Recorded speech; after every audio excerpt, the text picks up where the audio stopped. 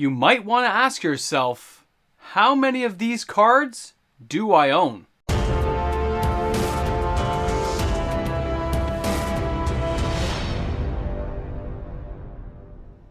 How many copies do you own, and how many do you really need?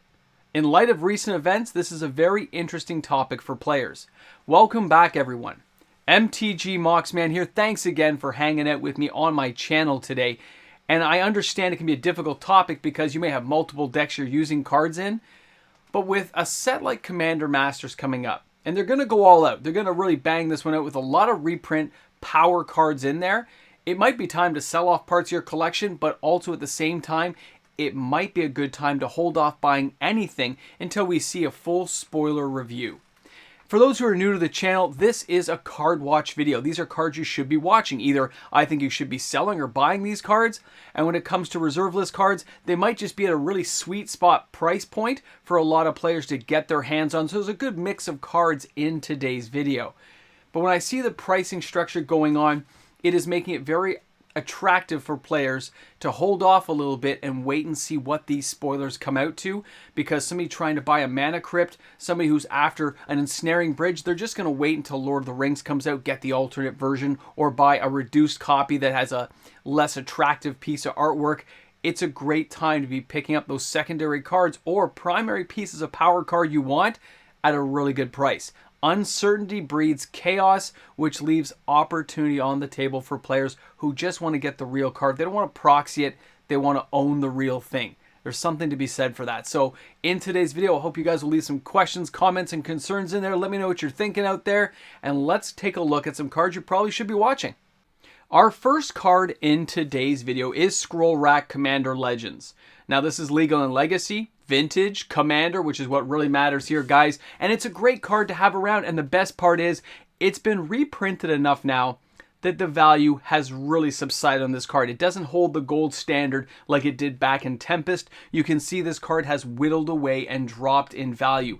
Now that doesn't mean it's not a great card. Take a closer look, of course. It's a 2 casting cost, and it's 1 in exile any number of cards from your hand face down. Put that many cards from the top of your library into your hand. Then look at the exile cards and put them on top of your library in any order. Being able to exchange like this is an amazing thing to have happen, and a very affordable card now due to the pricing structure of so many reprints. This is a card that used to hold a certain value and now it's been destroyed. Okay, and I don't mean it's a bad card. I mean the value of a card like this has been destroyed. So if you're expecting it to go any lower, it probably is not going to drop any lower. So this means it's a great price point to get in on a card like this. Now, if I had the money, I would go ahead and buy the original Tempest OG version. I just feel original cards have a little more bling factor to them long term than newer cards. But if you're looking for a budget card, you can't go wrong with something like Scroll Rack. It's going to fit into everything. An amazing card. All right, let's check out our next card. Here we have Life Matrix, which is a 4 casting cost generic artifact. It is 4 and tap the artifact. During your upkeep, put 1 counter on a target creature. You may remove that counter at any time to regenerate that creature. Guys, cards like this, the reason they were kind of overcosted back in the day, like this costs a lot to get out, but it's the fact it could fit into any deck. If you want to get regeneration into your deck and you don't have green back in the day or black, you would use a card like this. And I love Amy Weber. She's my favorite artist for Time Walk, and I love this kind of art.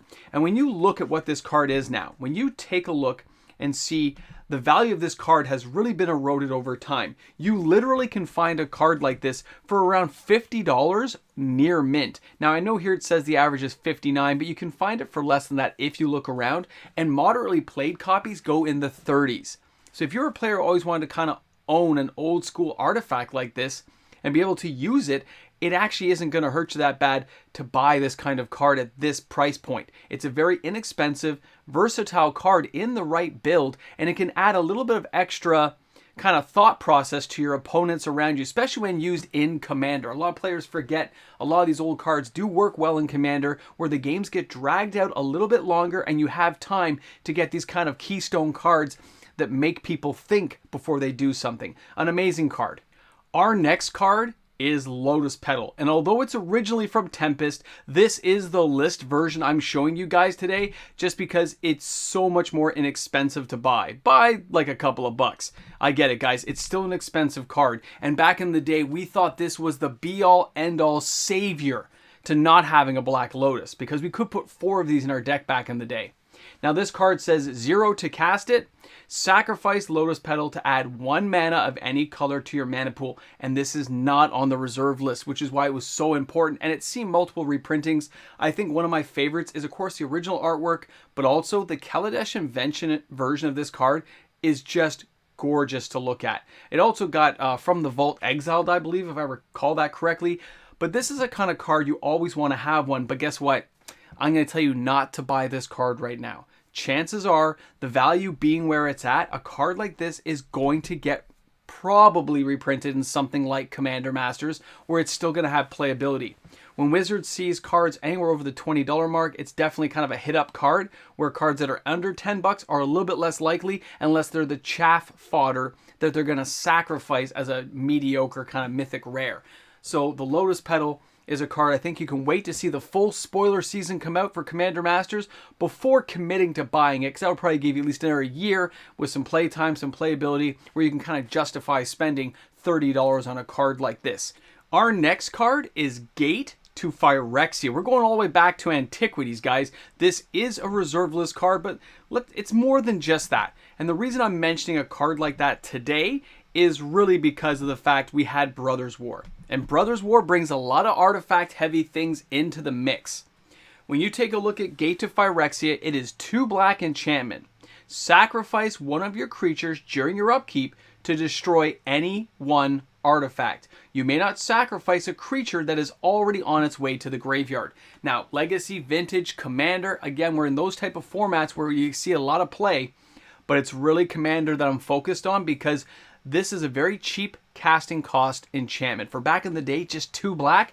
The problem was we didn't have a lot of creatures to sacrifice. I mean, if you were lucky at Fallen Empires, you get a Breeding Pit out, which tied up quite a bit of mana. Fun, but it tied up a lot. But nowadays, with so much pests and token creations being generated by so many different sources, you can use the Gate, pretty much keep your opponents at bay on any heavy artifacts they may have in play, and be able to keep forwarding your agenda on the battlefield. And it's all for 2 black mana. The best part is, a card like this has seen a massive decline in its popularity, and it's really fallen in price. It used to be over 200 and change. You can get this thing moderately played for about 50 bucks. Okay, a little bit lower in some areas, but you have to look at the condition, and sometimes on like a TCG player type format, you can't do that. And by the way, if you're buying anything on TCG player, I hope you guys will use my affiliate link found in the description of all my videos. Just click the link for TCG player. It takes you right there, and the Mox Man's channel here gets a kickback of 3.5% of anything you buy, which really helps the channel out. I appreciate if you guys take the time to do it. But an amazing card that really shouldn't be understated because we know how high it's been. We know cycles come around for reserve list cards, and right now the market the way it is, it's just been dropping. Will it go lower? Yep, I think it's going to drop another 10%, but it may take a very long time to get there, and more people will notice it on the way down. So if you just want to play copy, spend the 45 to 50 bucks, get it out of the way. I mean, it's a lot cheaper than buying, say, a Shieldred or one of the new major Predators, right? So keep it in mind. All right, guys, let's check out our next card. Here we have Urza Saga, and that is from Modern Horizons 2. This card's going for around 28 to 32 bucks from the market to the average. Foil's a lot more expensive, but let's take a closer look at this card and see what we're talking about. This card originally, I didn't have a high opinion of it. I thought the way Modern Horizons was being opened, Modern Horizons 2, sorry, being opened, that this card would really get devalued. I thought it would end up being a $5, $10 card. There's old videos of me saying so, and I was wrong. I can admit that. The Mox Man was wrong. You can take away my nachos and cheese for half a day. But when I see this card, I still see a card that is going to get reprinted. It's been on the list, so it's already had kind of like a micro reprint where it could be a nice little tag-on card to get, but that really didn't devalue the card that much.